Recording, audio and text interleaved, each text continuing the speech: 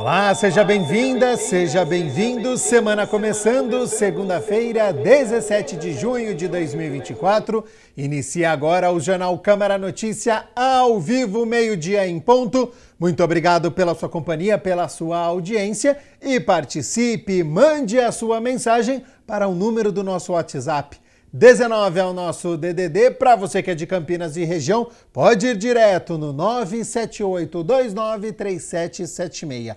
Ou você tem a opção de enviar esta mensagem pelo nosso QR Code. Está com o seu celular aí perto? Pegue o celular, abra a câmera como se fosse tirar uma foto e você vai apontar aqui, ó, para este QR Code, porque aí já vai aparecer uma mensagem na sua tela. O WhatsApp da TV Câmara Campinas, você aperta e pode mandar o seu elogio, uma crítica construtiva, o que você quer assistir aqui no nosso telejornal, que a gente conversa ao vivo.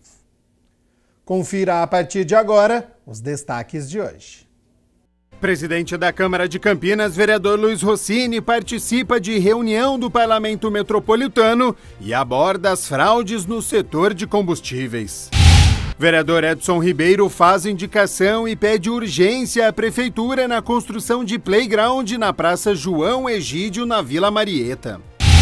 Vereador Gustavo Peta pede informações ao Poder Executivo sobre ampliação do Centro de Saúde Carvalho de Moura. E no esporte, Guarani perde o 8º jogo na Série B e segue na lanterna. Em Campinas, no duelo familiar, o pai pontepretano Nelsinho Batista vence o filho novo-horizontino Eduardo Batista no Moisés Lucarelli. E olha só, hoje e amanhã acontece o primeiro seminário, o SUS e os desafios para os próximos 10 anos no município, que tem o objetivo de discutir avanços e perspectivas para ampliar e qualificar a assistência à população. A repórter Ana Paula Meneghetti está na Prefeitura e acompanhou nesta manhã as discussões e traz agora as informações. Então, seja bem-vinda e boa tarde, Ana. Boa tarde, Gabriel. Boa tarde a todos que acompanham o Câmara Notícia. É isso mesmo, Gabriel. Serão 2 dias de palestras aqui no Salão Vermelho da Prefeitura e a expectativa é reunir 200 pessoas em cada dia.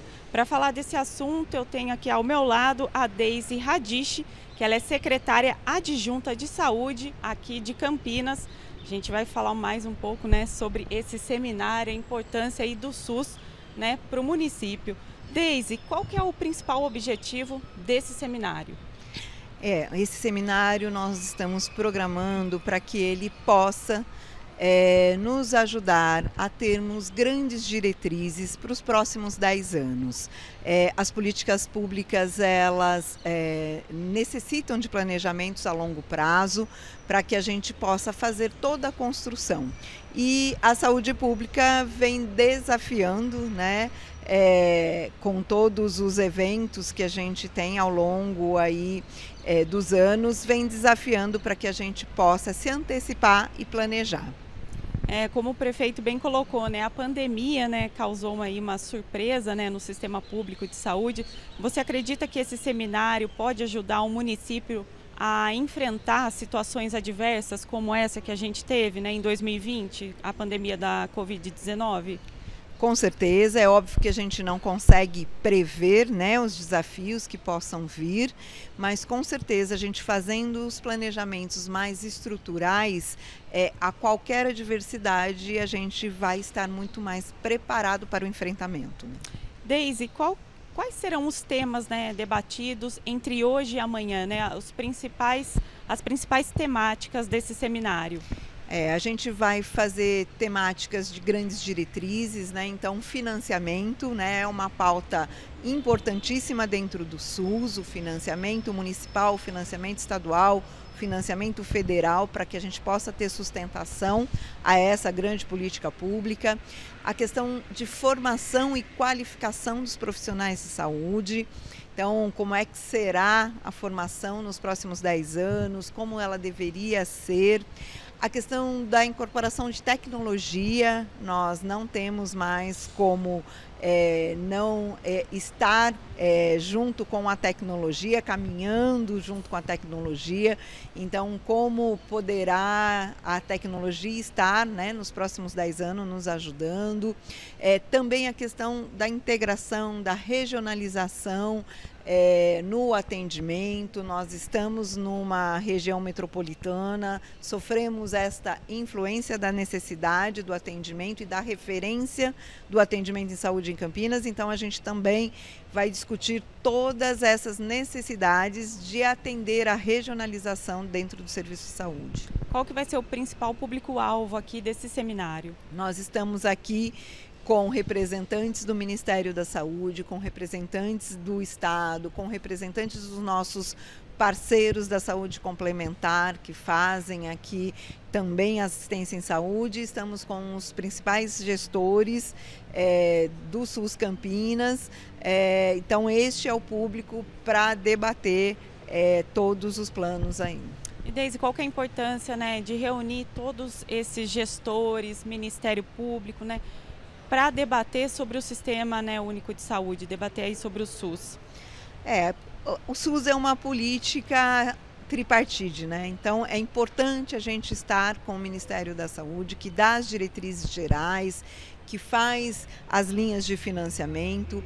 O Estado, né, é o outro ente que participa da construção do SUS, então também não só como um financiamento, mas também dentro das diretrizes, e o município, né, que é quem está há já alguns anos com a maior carga de financiamento do SUS e é o responsável por organizar todos os serviços para essa assistência. Obrigada, Deise, pelas informações. Agora nós vamos conferir o que disseram o prefeito de Campinas, Dário Saad, e também o vereador Luiz Rossini, presidente da Câmara Municipal, que acompanhou aí a abertura desse seminário. Confiram. Olha, nós estamos fazendo uma discussão para fazer um planejamento estratégico, trazer gente de fora também. Hoje você tem aqui a ex-secretária de Saúde, que é da Unicamp, Carmen Lavras, o ex-secretário de Saúde também, Gastão Wagner, também da Unicamp. São duas referências em saúde pública, em SUS, não só de Campinas, mas do Brasil, que vem aqui discutir com os técnicos, com os gestores da saúde de Campinas, os desafios dos próximos 10 anos. O SUS ele foi extremamente testado e demandado e pressionado durante a pandemia da Covid-19 e deu a resposta que a população necessitava. Mas a gente precisa avançar mais. Nesses últimos 3 anos e meio, nós tivemos a pandemia, tivemos também a sobrecarga pós-pandemia, porque durante a pandemia foram suspensas as consultas de especialidades, as cirurgias eletivas, procedimentos eletivos, e tudo isso impactou muito, sobrecarregou uma rede que já era demandada. Tivemos também a epidemia de dengue, que também teve uma sobrecarga importante. Então é necessário você discutir também um planejamento estratégico para os próximos 10 anos.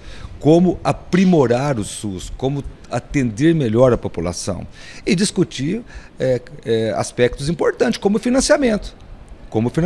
Há 20 anos atrás, 70% do dinheiro do SUS Campinas vinha do governo federal e uma pequena parte do governo do estado. Hoje inverteu, 74%, 78% do dinheiro do SUS vem dos impostos municipais, do Tesouro Municipal. Então é importante discutir o futuro do financiamento, o futuro de uma gestão mais efetiva e mais aprimorada. Vereador, qual que é a importância da Câmara, né, estar aqui presente nesse seminário que vai debater sobre saúde pública, que é um tema aí que os vereadores sempre estão acompanhando na casa, né? Qual que é a importância do senhor estar aqui hoje? Primeiro porque a Câmara, como você disse, né, tem recebido as demandas, reclamações, críticas da população por conta de dificuldades de atendimento à saúde. Então a gente tem, sempre que recebe, e a Câmara tem feito debates, discussões com a Comissão de Saúde, os vereadores individualmente, e sempre exige por propostas, ideias ou até questionamentos, né, da estruturação da saúde no município de Campinas. Participar desse seminário que vai discutir os desafios para a estruturação do SUS nos próximos 10 anos é fundamental, porque há muitas transformações em andamento na sociedade, inclusive na área da saúde. Nós temos Eu participei na sexta-feira na reunião do Parlamento em Vinhedo, na outra semana, e ali o assunto era saúde. E a gente viu depoimento dos municípios da região, como Montemor, por exemplo, que todo o atendimento de média e alta complexidade do município é feito fora do município, muito em Campinas e parte em Sumaré. Então a nossa estrutura de saúde, além de dar conta de atender a população de Campinas, ela acaba socorrendo também pacientes e usuários de toda a região metropolitana e talvez até de fora do estado. Então, como pensar em garantir esse atendimento, já que um dos princípios do SUS é a universalização, o sistema ele é obrigado a atender as pessoas independente da sua origem, independente da classe social, pressiona, obviamente, o sistema. E o prefeito disse, eu concordo, uma das deficiências do SUS hoje é o financiamento. Nós temos, por exemplo, as entidades parceiras que são filantrópicas, Santa Casa, Hospital Beneficência, Boldrini, Maternidade, só que o valor que é repassado pelo SUS nos procedimentos são inferiores, quer dizer, os valores são inferiores ao custo dos procedimentos, o que acaba agravando a situação financeira dessas entidades que são filantrópicas, como eu disse, né? Então, o financiamento hoje é uma pedra no sapato, né, de quem trabalha com o SUS. A gente precisa pensar em como enfrentar também esse desafio, além de outros. A incorporação da tecnologia, da inteligência artificial, a gente vê que a saúde está cada vez mais tecnológica, né? Como preparar o sistema, como capacitar tanto gestores como operadores do sistema para essa nova realidade. Enfim, eu não sou da área da saúde, mas a gente acompanha um pouco.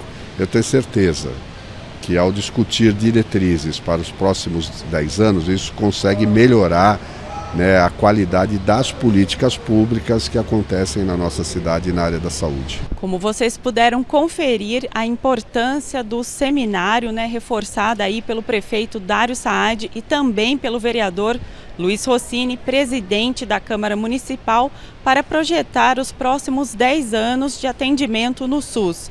Lembrando que as palestras, elas continuam aqui no Salão Vermelho da Prefeitura até amanhã, das 8 da manhã até as 5 horas da tarde. Eu volto com você aí no estúdio, Gabriel.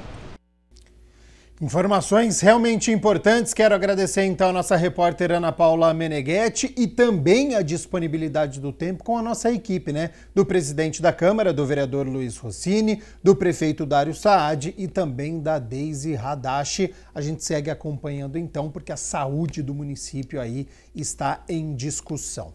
A gente segue com as notícias da metrópole, porque o projeto piloto que integra as atividades propostas pela Lei Lucas, aprovada aqui na Câmara de Campinas em 29 de março de 2018, começa a ser desenvolvido nas escolas.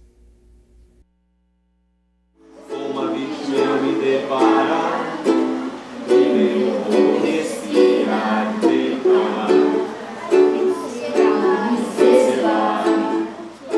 Um projeto piloto nas escolas vem animando os alunos na faixa etária de 8 a 9 anos, matriculados no 4º ano do ensino fundamental. É o SAMUzinho na escola. O programa foi desenvolvido pelo Núcleo de Educação em Urgência da Rede Mário Gatti. Bom, a proposta do projeto SAMUzinho na escola é conscientizar as sociedade através das crianças. Então nós acreditamos que capacitando as crianças para aplicar os primeiros socorros, além de socorristas mirins, eles também vão agir como multiplicadores dentro das suas casas. Então todo encontro ele é composto por uma tarefa, pós-encontro, que eles levam para discutir com os pais, responsáveis e familiares. E com isso a gente consegue multiplicar o conhecimento para todos. A enfermeira destaca a importância do conhecimento e a prática de primeiros socorros para todos. Nós temos história do SAMU de São Paulo, que uma criança de 9 anos desengasgou o irmãozinho recém-nascido. Enquanto a mãe estava desesperada, tentando jogar o bebê para cima, a menina falou, não, calma, não é assim. É assim que desengasga, tem que chamar o SAMU, e a criança foi desengasgada com o auxílio da irmã de 9 anos. A unidade de ensino escolhida para receber o projeto piloto foi a Escola Municipal de Educação Infantil Vicente Rau. Nós nunca fomos tão abraçadas e beijadas no encontro. Foi muito legal. Elas foram muito receptivas, saíram daqui decorando, participaram muito da aula e hoje elas ganham a novidade que vai ser o mascote, vai ser o Samuquinha. Então hoje a gente já trouxe uma novidade mais lúdica para deixar a aula mais interessante para esse público de 9, 10 anos. Mas a receptividade delas, eles são uma esponja, eles aprendem tudo que a gente ensina. É bem legal porque a gente aprende coisa que a gente não sabe ainda. E na primeira aula, assim, como é que foi? O que você aprendeu? A gente aprendeu a socorrer e não passar trote. E agora, o que você acha que vai acontecer aqui? Acho que a gente vai aprender a salvar vidas de pessoas quando está engasgada. E você já chegou lá na sua casa, você contou pro pai e pra mãe, como é que foi? Sim. O que eles falaram? Eles falaram muito legal, eu aprendi e a próxima aula você me conta também. O treinamento também auxilia na conscientização das chamadas falsas, que ocupam o serviço desnecessariamente. O SAMU recebe em média 10 mil chamadas por mês e atende cerca de 4.500 ocorrências mensais. Porém, das 10 mil chamadas, cerca de 650, infelizmente, são trote. Gosto muito, a gente aprende muito e eu torço para virar uma SAMU. Uma socorrista? Sim. Na primeira aula vocês aprenderam o quê?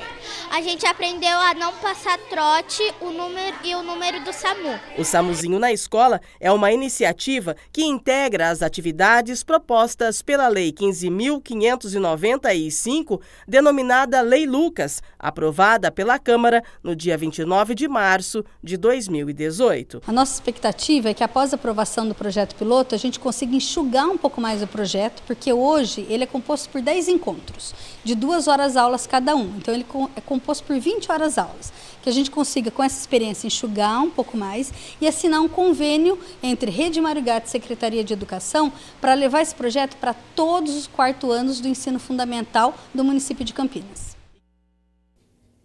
12:00 mais 17 minutos. Muito obrigado pela sua companhia, pela sua audiência. Hora das notícias do Legislativo, porque a Câmara de Vinhedo sediou mais uma reunião do Parlamento da região metropolitana de Campinas. Recebeu presidentes de câmaras municipais dos 20 municípios integrantes, vereadores e demais autoridades. Durante o evento aberto ao público, os vereadores da RMC acompanharam uma palestra sobre as fraudes no setor de combustíveis e ainda debateram sobre outras demandas comuns às cidades. O 5º encontro do Parlamento Metropolitano, presidido pelo vereador Luiz Rossini, também presidente da Câmara de Campinas, foi realizado na sede do Poder Legislativo de Vinhedo, na manhã da última sexta-feira. A palestra do vice-presidente do RECAP, Eduardo Valdívia, sobre as fraudes no setor de combustíveis, marcou o início da reunião. No mês passado, o RECAP, que é o Sindicato dos Postos de Combustíveis de Campinas e região, lançou a campanha Um Basta contra as Fraudes. Fuja dessa bomba, para dialogar e conscientizar a sociedade a respeito do tema e, assim, combater a prática ilegal. A campanha, inclusive, foi apresentada na Câmara Municipal e motivou Rossini a protocolar um projeto de lei que estabelece a notificação compulsória por intoxicação de metanol de pacientes atendidos em estabelecimentos de saúde públicos ou privados no município. É uma campanha muito importante pelos impactos que esse efeito que é de adulterar combustível, adulterar as bombas, traz para a economia, para a saúde da população, né, para o consumidor, que ele possa ter repercussão em toda a região. E as câmaras têm cumprido um papel de divulgar. E quando você tem um combustível que não atende esses padrões, um dos impactos também é aumentar a poluição ambiental, emissão de CO2 e outros componentes presentes nesses combustíveis, né? Que agrava não só a questão ambiental, mas pode impactar ainda mais a saúde da população. Uma das fraudes é uma sonegação fiscal e isso afeta diretamente os municípios, porque porque 25% do ICMS arrecadado é a cota do município, e essa sonegação está afetando o cofre das cidades, das regiões cobertas pelo RECAP. Então, esse é um dos problemas do combustível, e além disso a gente tem a fraude volumétrica e a própria adulteração no combustível em si, que também são alvos da campanha. A importância é realmente mostrar, né, para as câmaras, para o legislativo, que também está na mão deles, de alguma forma pautar alguma lei ou fiscalizar, que é também uma função do legislativo, em cada município, esse mercado, entender que desse mercado há muita arrecadação e muitos municípios estão perdendo muito dinheiro. Então a ideia é chamar a atenção de quem pode fiscalizar. Anfitrião do encontro, o presidente da Câmara de Vinhedo destacou a importância da união de forças entre os parlamentares. Receber representantes de todas as cidades da nossa região metropolitana, né? Isso é gratificante. E estar junto, trocando ideias, né? Podendo debater assuntos relacionados à área pública é de extrema importância. E também comentou sobre a campanha do RECAP. Infelizmente, há aqueles que praticam o errado, né? E temos que estar atentos, porque isso pode parecer ínfimo o problema, mas pelo contrário, ele atinge muito todos os cidadãos, todas as pessoas. Então, é de extrema importância debater e combater esse crime que assola a sociedade como um todo. É na reunião do parlamento que vereadores e presidentes das câmaras municipais da região metropolitana debatem e articulam políticas públicas para atender os interesses da região. Ao todo, 20 municípios fazem parte da RMC, que é a segunda maior região do estado de São Paulo em número de habitantes, além de ser uma área estratégica economicamente. O prefeito de Vinhedo participou do encontro e reforçou a necessidade de melhorias no atendimento hospitalar da RMC e na oferta de serviços de saúde. O sistema CROSS é importante a regulação das ofertas, mas mais importante do que isso é ter ofertas, é ofertar o serviço. E nós trabalhamos pelo Hospital Metropolitano.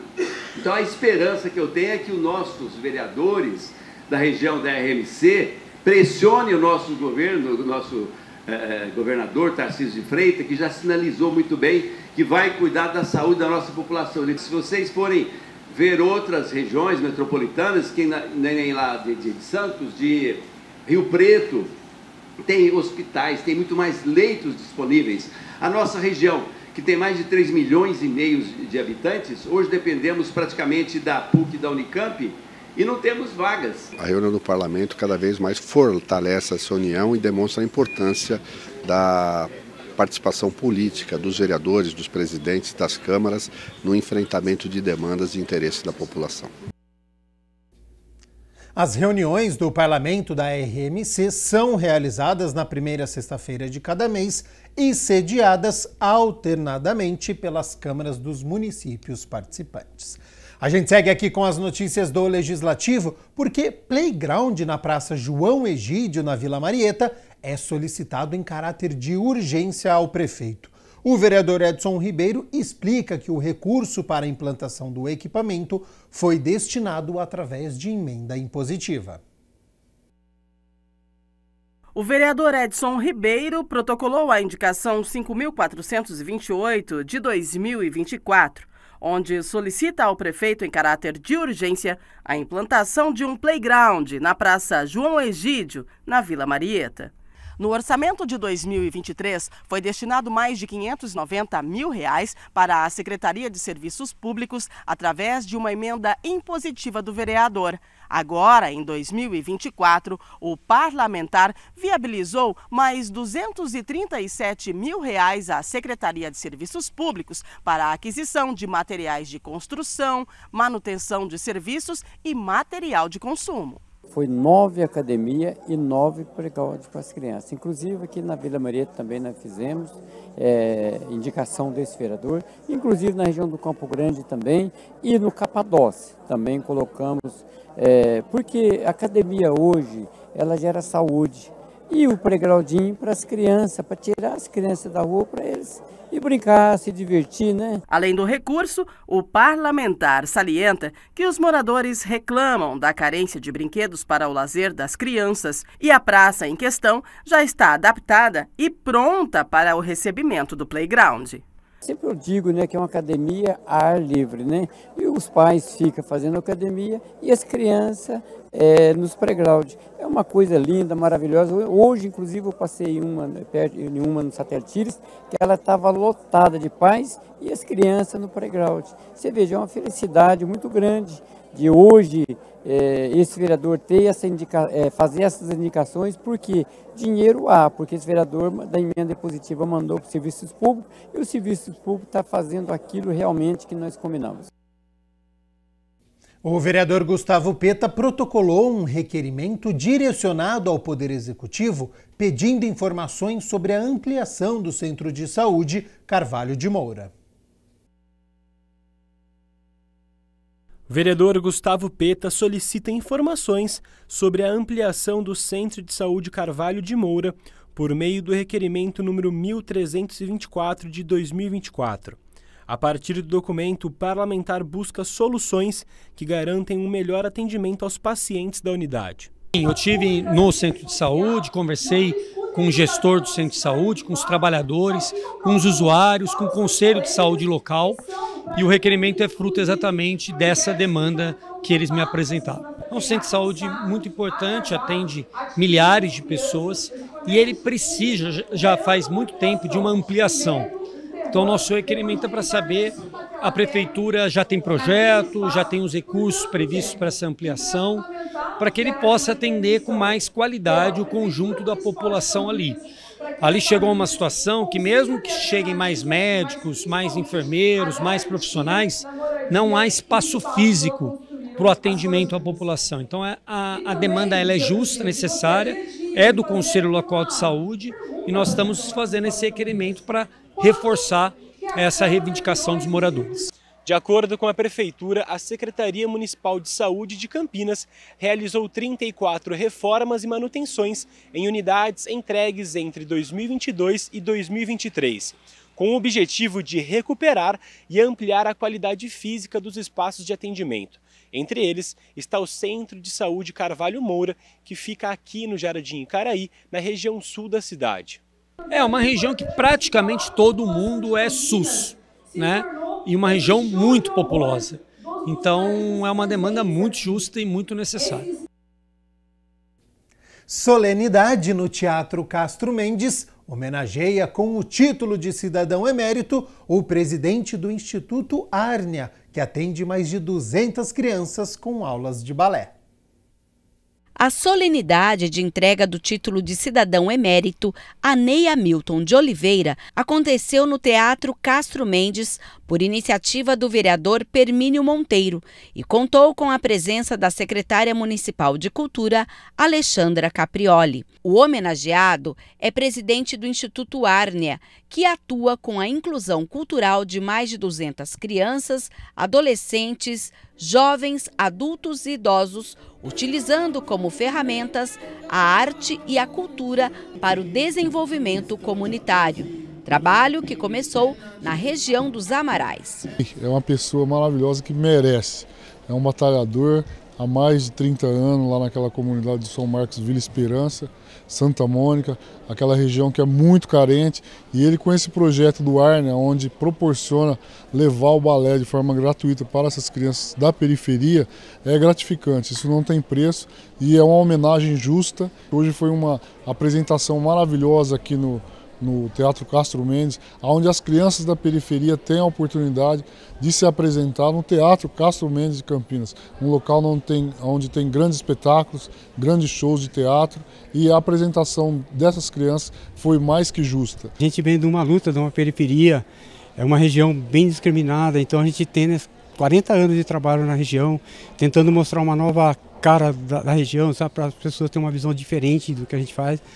Então, eu nunca sonhei com isso, né? Então, para mim também está sendo uma coisa nova, assim.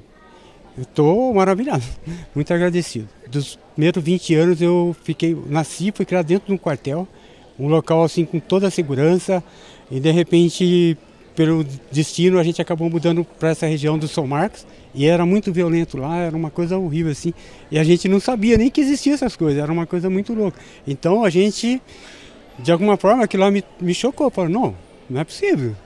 E desde então eu me envolvi na comunidade, a princípio através da igreja, e depois com o passar do tempo eu comecei a desenvolver nossos próprios projetos.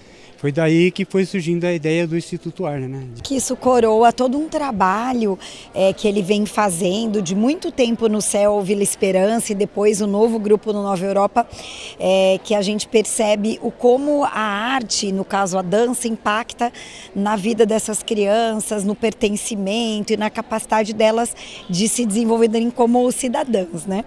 Então a gente fica muito feliz, o Ney é uma pessoa que tem isso dentro dele, né, de construir essas pontes com essas comunidades, então a gente fica muito feliz e parabeniza pelo trabalho. A homenagem foi acompanhada por familiares dos bailarinos que apresentaram o espetáculo O Que Tem Lá Fora, que conta, através da dança, a jornada de duas criaturas pequenas no mundo. Mais que merecido.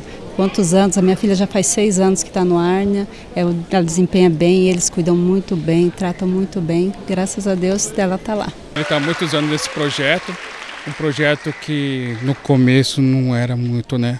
Era um pouco desacreditado, mas ele provou para todo mundo aqui que as meninas têm um grande futuro também, né? Nas mãos deles, a gente está muito agradecido por causa disso. O vereador é responsável pela destinação de emendas impositivas ao orçamento de 2023 e deste ano para o Instituto Arnia, o que alavancou o trabalho e atualmente ampliou a atuação com turmas também no Jardim Nova Europa. Ele conheceu o nosso trabalho e falou, caramba, ninguém está ajudando esse trabalho maravilhoso. Eu falei, infelizmente não. Falou, eu vou ajudar o Instituto Arnia.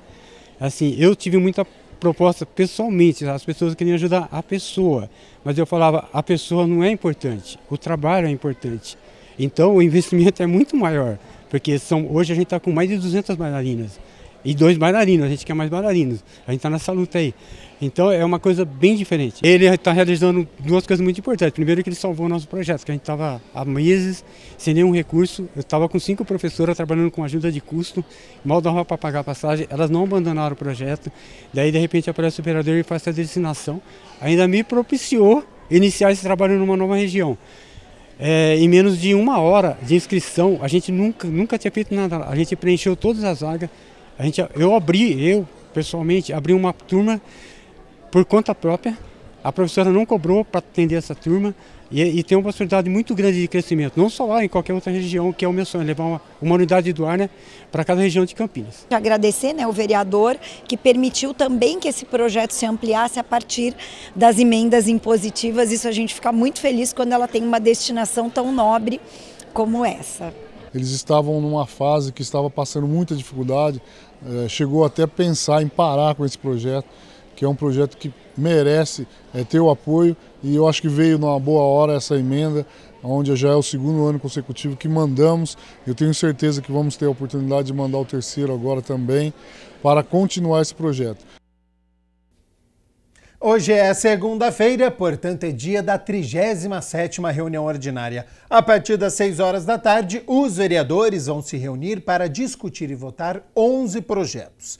Entre eles está em análise final projeto de lei de autoria do vereador Rodrigo da Farmadic, que concede isenção da taxa de estadia no pátio da INDEC para veículos apreendidos por infração de trânsito aos finais de semana e feriados prolongados. Também está prevista para a segunda-feira a votação em turno único do projeto de resolução da mesa diretora da Câmara, que cria o programa de residência para alunos de mestrado e doutorado em gestão pública no Legislativo da cidade. Para conferir todos os projetos que serão discutidos e votados, é só acessar o site da Câmara, o campinas.sp.leg.br.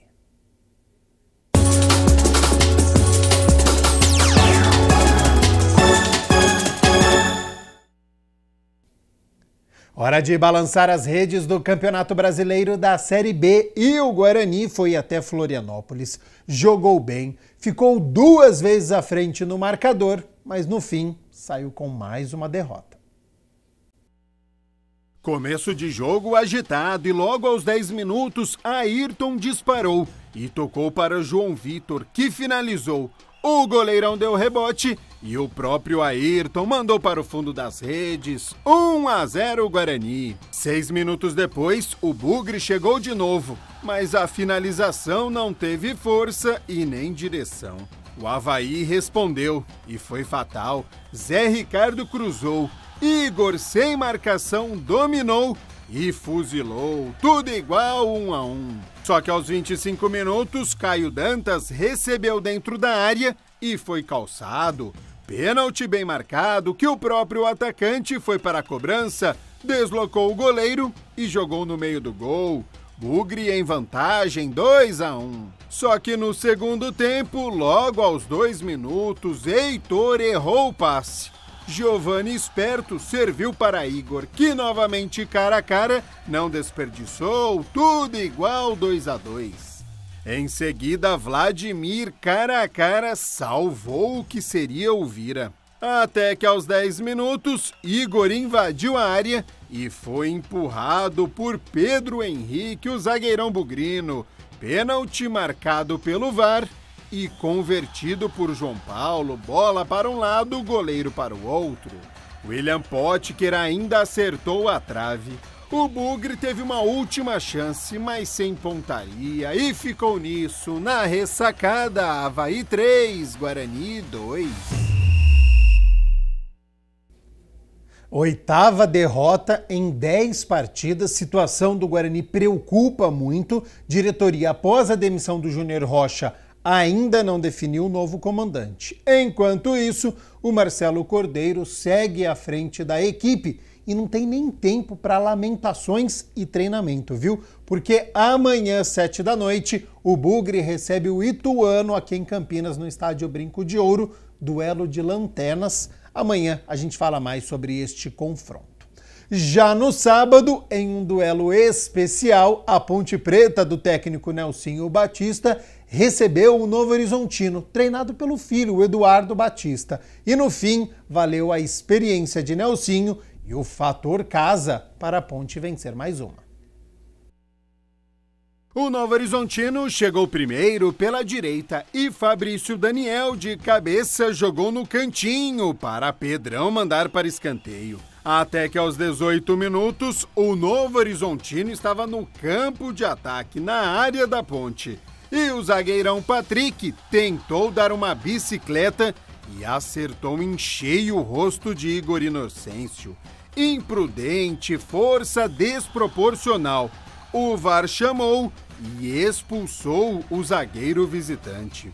Aí a Ponte aproveitou, aos 33 minutos, Elvis serviu Gabriel Risso, que cruzou na medida para Gabriel Novaes, o centroavante artilheiro. Balançou as redes de cabeça, 1-0 Macaca. Praticamente no minuto seguinte, a Ponte veio de novo pela esquerda, cruzamento rasteiro, Elvis tentou e Jordi fez linda defesa. Nos acréscimos da primeira etapa, Luca não conseguiu concluir e tocou para Giovani, que chutou nos braços de Pedrão.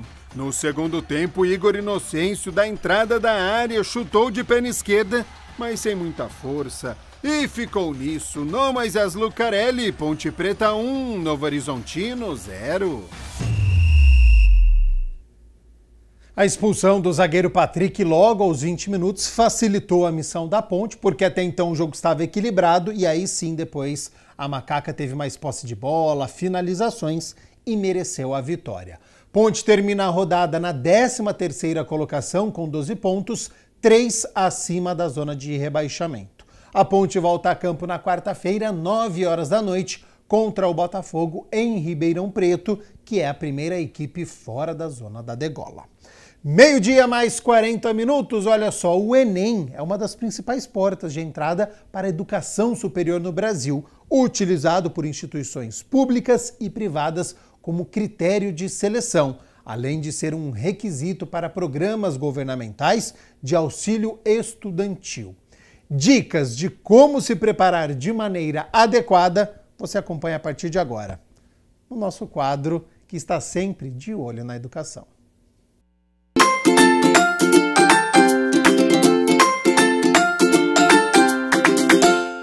Bom, é o quadro De Olho na Educação, pessoal, e olha só que bacana, um assunto certamente muito importante, porque nós vamos conversar com o professor Wander Azanha sobre as dicas para o Enem, como que os estudantes devem fazer para se preparar. Antes de mais nada, muito obrigado por atender mais uma vez a nossa reportagem. É um prazer estar aqui, é um prazer falar com vocês sobre aquilo que eu mais gosto, que é a educação. Bom, vamos lá, ainda tem tempo, né, para o Enem, que serão em 2 domingos, né? Exatamente. Quais as datas, professor? Dia 13 e 10 de novembro, então temos aí 6 meses até lá. Inclusive nós estávamos conversando antes do quadro De Olho na Educação e falando sobre as matérias, né? Eu até brinquei com o professor, falando que no dia 10 de novembro, eu indo ou não indo, dá no mesmo. Porque olha só, no dia 10 o candidato vai fazer 45 questões de matemática e 45 de ciências de natureza, que é exatamente química, física e biologia. Por outro lado, um pouquinho antes, no dia 3, aí sim, né? São 45 questões de linguagem, 40 de língua português, vou bem, inglês, vou bem, 45 de ciências humanas, redação também, beleza. Bom, é isso. Como então se preparar para esses 2 dias aí, com essas matérias que certamente uns têm facilidade num dia, outros não. No seu caso, você teria facilidade mais... Eu gostaria mais do segundo dia. Física, né? Do lado de física, então o segundo dia para mim é mais palatável, vamos dizer assim. O primeiro dia é mais complicado para mim. Mas é natural para todo mundo, né, meu amigo? É difícil fazer uma prova como essa. 2 domingos, primeiro domingo das 2 às 7h30 da noite, são 5 horas e meia de prova, porque tem a redação. E no segundo domingo, 5 horas de prova, mas com 45 de matemática. É uma paulada em todo mundo. Até eu gosto de matemática, de exatas, 45 questões não é fácil fazer, não é fácil mesmo. Mas como se preparar? Acho que a primeira coisa de tudo é fazer as provas antigas do Enem. Acho que é uma boa dica para todo mundo, estando ou não em cursinho, estando ou não no ensino médio. Fazer as provas antigas é essencial para ele ver o jeito que o Enem cobra. E se possível, se eu posso dar uma dica para todo mundo, é fazer a prova no tempo. O que eu quero dizer no tempo? Não fazer assim, 45 de matemática agora, amanhã faz 10 de química, no outro dia 10 de física. É bom para estudar, mas tem que fazer no horário, se possível, das 2 às 7 da noite, para que ele se acostume com o clima do horário, para que ele entenda que depois do almoço, com um soninho, ele vai ter que fazer uma prova bastante pesada em 2 domingos. Então, treinar é essencial para o aluno. Bom, é pesadíssimo, né? Porque até nos concursos públicos, dificilmente a gente vê concurso, por exemplo, com 5 horas e meia de duração. É só aqueles que têm 100 questões e tudo mais. Normalmente são 3 horas, 4 talvez, né? E vai falar que ele vai fazer em tempo menor que isso, é quase impossível, porque a redação já vai tomar um tempo gigante dele. E a redação do Enem tem uma especificidade diferente. Como é a redação? Já que você tocou nesse assunto, esse é certamente um tema que interessa muita gente, né? Porque por incrível que pareça, para alguns, evidentemente, acaba se tornando um bicho de 7 cabeças. Sem dúvida. Então, como você deu esse gancho, vamos falar um pouquinho sobre a redação? A redação do Enem tem uma especificidade diferente, que é uma intervenção. Ele vai ter que ler os temas, as propostas, ou a proposta, e discutir o tema para a banca como intervenção na sociedade. Então, essa é a parte complicada, ao meu ver, é pegar aquela problemática do tema e transformar isso numa solução possível, plausível para a sociedade. E o Enem tem se pautado por temas bastante interessantes nos últimos anos. Então, dica também para redação. Faça redações das provas anteriores. Treine essas redações. Isso é importantíssimo. E se ele tiver num cursinho, numa escola qualquer, no ensino médio, peça para alguém corrigir aquela redação para você, né? Para os corretores fazerem isso. Para eles darem dicas de como escrever melhor, de como fazer melhor uma redação. Ela vale muito no Enem, ela tem que ser feita com tranquilidade. Bom, professor, você tem batido nessa tecla, né, de que é importante demais que faça provas anteriores e tal. Evidentemente que não vai cair, não vão cair as mesmas questões. Porém, não é? Você já tem uma super noção aí. Matemática, certamente, ensino médio, o que é? Porcentagem? Mas pode cair qualquer coisa no Enem. Como são 45 questões? Equação de segundo grau. Isso. A quantidade de temas possíveis é enorme. podemos dizer que dá para abranger a matemática inteira. É gigantesco. É gigantesco. No Enem, na redação, por exemplo, o último tema do Enem do ano passado, só a introdução, né, o tema, tinha umas 10 palavras. Qual era o tema? Você lembra? Não me lembro de cabeça, mas eram 10 palavras. Quando eu li, Bom, é isso aí, mulheres no mercado de trabalho. Isso, tá, a Jaqueline ajudou a gente. Quando eu li o tema, eu falei, meu Deus. Aí eu conversei com alunos do cursinho que fizeram um cursinho aí, e eu perguntei, gente, já tinham feito esse tema já? Eles disseram, não. Vocês se viraram? Sim, mas eu perguntei até, mas como? Porque eu já fiz algo parecido durante o ano. Então, de novo, o treino é essencial. Em matemática, não vai cair a questão igual, mas cai uma questão de números complexos, determinante. Porcentagem, um problema lá. Ele sabe, o cara já fez. Então, o treino é essencial para as provas. E isso é o mais importante de tudo. Bom, vamos lá. É muita coisa realmente aqui que vai cair. Puxa vida, eu estou vendo aqui, é coisa que não acaba mais mesmo. É assunto demais, é bem abrangente. Então, qual a dica, então, professor? Para o aluno, ele pega firme naquilo que ele já sabe, de repente, para garantir aquilo que ele já tem uma boa noção e tudo mais, ou não? Ele tem que pegar firme, de fato, naquilo que ele não sabe, mesmo tendo mais dificuldade? Como que é isso? Eu, na direção do curso, sempre digo assim para meus alunos, assim, quando a gente faz entrevistas e eu atendo os alunos semanalmente, eu acho que tem que olhar para as questões assim. Acertei as questões? Ótimo. Teoricamente, eu já sei aquele assunto. Não acertei? Acho que quem dividiu o não acertou em duas partes. Primeiro, aquela questão que ele pode dar energia para ela, gastar tempo com ela e aprender. E vão ter questões que ele não vai saber nunca, porque não é da área dele. Desculpa, eu vou dar um exemplo da minha área. Eu gosto de física, dou aula de física, gosto de matemática, química, gosto até de geografia e história. Português, para mim, é muito complicado. Sempre foi. Desde a época que eu fiz ensino médio na Escola do Estado.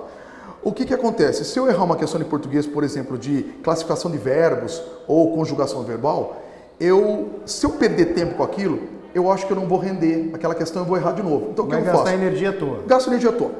Deixa essa questão para depois. Ou, desculpa a expressão, entrega para o universo.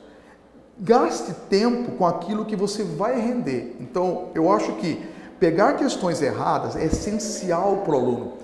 Ele tem que olhar não para aquilo que ele acertou, para aquilo que ele errou e dividir as questões erradas em dois grupos, como eu disse.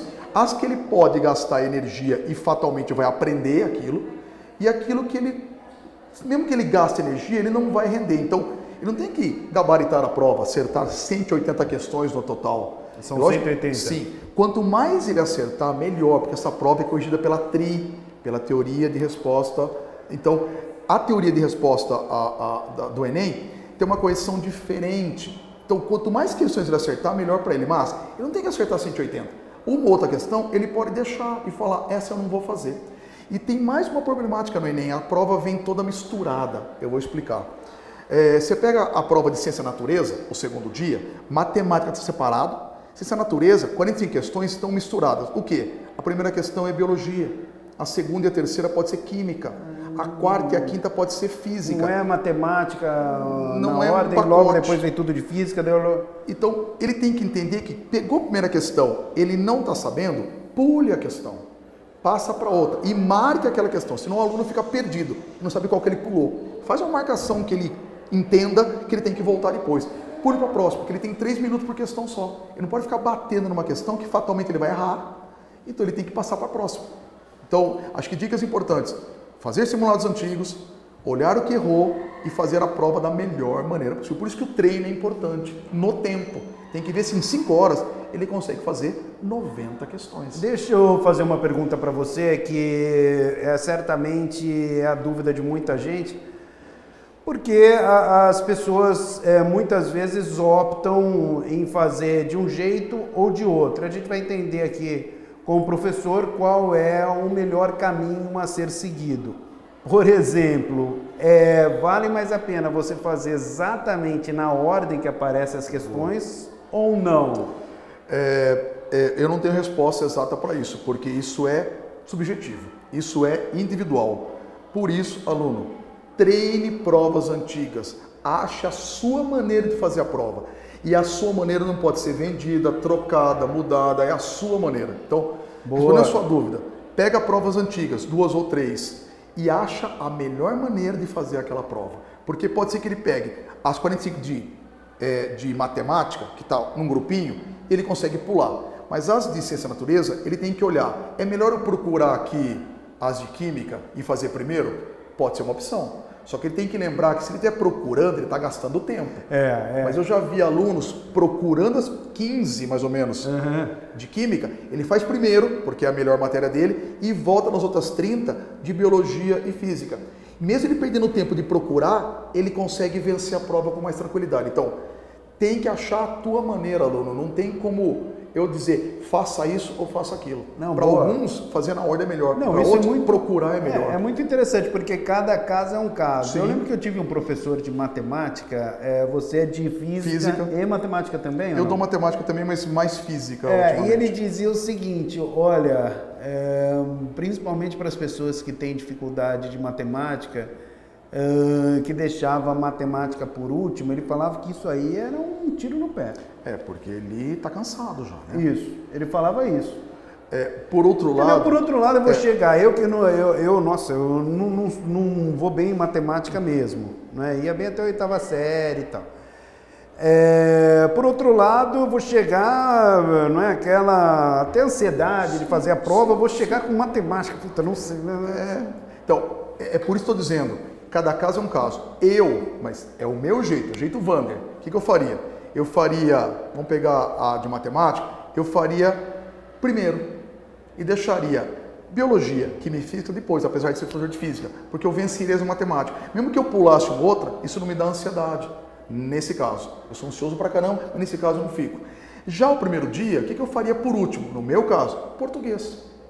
Porque eu sei que eu vou mal e eu iria errar mesmo, então eu erro depois. Porque se eu começar a fazer antes, eu vou gastar tanto tempo em português e não vou conseguir fazer coisas que eu gosto, história e geografia. Então, volto a dizer, isso é individual. O aluno tem que entender se é melhor de um jeito ou do outro e verificar quantos pontos eu fiz desse jeito. Eu me senti melhor em fazer na prova assim? É essa maneira que eu tenho que agarrar, essa maneira que eu tenho que fazer. Não, eu senti ruim. Vamos tentar outra estratégia? Então, ele tem que inventar uma estratégia para ele. Não dá para eu dar uma receita de bolo para o aluno e faça isso. Nossos alunos lá, cada um faz de um jeito, porque ele se sente melhor daquela maneira. Ele tem que ver qual é a maneira melhor, não tem jeito de eu falar. Vamos lá, professor. O papo está tão bom que passou rapidão, portanto, temos mais um minutinho para encerrar o nosso quadro e as suas considerações finais, por favor. Primeiramente, eu espero que todo mundo faça o melhor Enem possível da face da Terra, né? Mas você só faz um Enem bom para você se você treinar, ver o que errou e, principalmente, olhar o local de prova no dia. Sempre falo isso. Busca o local de prova com tranquilidade para que você chegue lá com tempo hábil para encontrar a sala, encontrar o seu local, porque senão você vai chegar estressado e vai fazer uma prova ruim. Então, primeiramente, estude bem, vê o que errou, uma estratégia de prova e encontre o local de prova. Tenho certeza que você vai detonar nessa prova. Tá bom? É isso aí, valeu, muito obrigado, professor. Obrigado. Mais uma vez. Bom, pessoal, eu sou André Aranha e você já sabe, né? Tô sempre de olho na educação. Tchau!